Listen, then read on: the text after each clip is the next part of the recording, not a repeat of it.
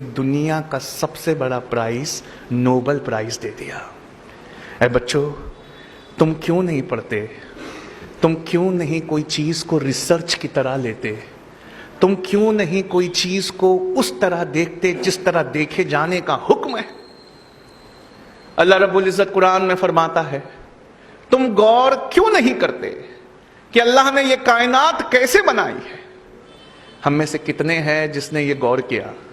मेरा ज्योग्राफी का क्लास होता है दिल्ली में, वहाँ मैं रॉजर बेकन को हमेशा कोट करता हूँ। सर रॉजर बेकन ये एक बहुत बड़े साइंटिस्ट थे, 12th सेंचुरी के, यूरोप के फादर ऑफ साइंस कहा जाता है इन्हें।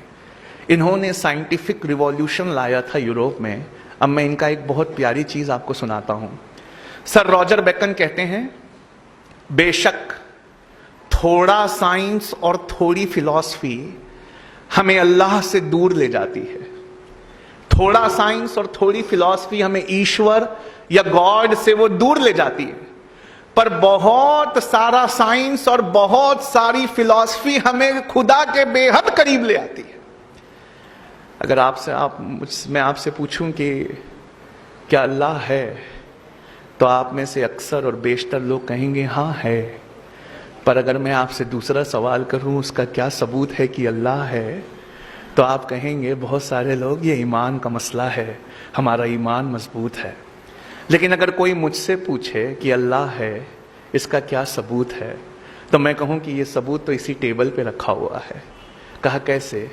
7th स्टैंडर्ड में टीचरों ने पढ़ाया था साइंस की क्लास में, 7th ग्रेड में, ऑक्सीजन सपोर्ट्स बर्निंग। ऑक्सीजन जलाने में मदद करता है। आपने वो एक्सपेरिमेंट किया है ना, कैंडल वाला? एक कैंडल को रखिए, आग लगाइए, उसके ऊपर कुछ ढक दीजिए, जब ऑक्सीजन खत्म होगा तो कैंडल भी बुझ जाएगी। तो ऑक्सीजन सपोर्ट्स बर्निंग। और नासा से पूछा कि कौन सा फ्यूल यूज करते हो अपने रॉकेट्स में, रॉकेट में ऐसी कौन सी चीज यूज करते हो कि रॉकेट आसमान में चला जाए? तो वो कहते हैं हाइड्रोजन। कहा hydrogen is the most combustible substance on earth. Hydrogen bomb भी दुनिया के सबसे ताकतवर बॉम्ब में से एक होता है। यानी एक अति ज्वलनशील है, एक जलता ऐसे है कि रॉकेट को ले जाए या पूरा का पूरा टाउन बर्बाद कर दे, हाइड्रोजन। और एक भड़काऊ है, ऑक्सीजन। एक जलाऊ है, एक भड़काऊ है। अल्लाह ने कहा कुन फयकून हो गया, H2O हो गए। दो भड़काऊ एक जलाऊ जब एक साथ आए तो बुझाने का काम कर रहे हैं। H2O क्या है? 2 हाइड्रोजन है, एक ऑक्सीजन है। क्या हमने कभी अपने पानी को इस नजरिए से देखा है? क्या हमने उसमें कभी अपने रब की रबूबियत को तलाश किया है? एक इतना ज्वलनशील है कि रॉकेट्स को आसमान में ले जाता है, और एक ऐसा है जो जलने में सपोर्ट करता है। अल्लाह ने कहा कुन, एक हो जाओ, फयकून, एक हो गए, बुझाने का काम कर रहे हैं। मतलब प्रॉब्लम हमारे नजरिए में है। हमने दीन और दुनिया को बांट दिया, सोचा कि दीन की पढ़ाई कुछ और है, दुनिया की पढ़ाई कुछ और है। दरअसल ऐसा नहीं है। इस्लाम में सब्जेक्ट के हिसाब से दीन और दुनिया की पढ़ाई नहीं को तकसीम नहीं किया जा सकता। इस्लाम में सब्जेक्ट के हिसाब से एजुकेशन को सेग्रीगेट नहीं किया जाता। इस्लाम में नियत के हिसाब से पढ़ाई को सेग्रीगेट किया जाता है। एक एग्जांपल देना चाहूँगा।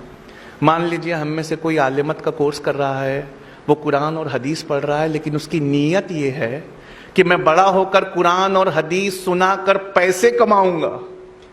तो बताइए, अब वो दीनी पढ़ाई हुई कि दुनियावी पढ़ाई हुई? दुनियावी हुई।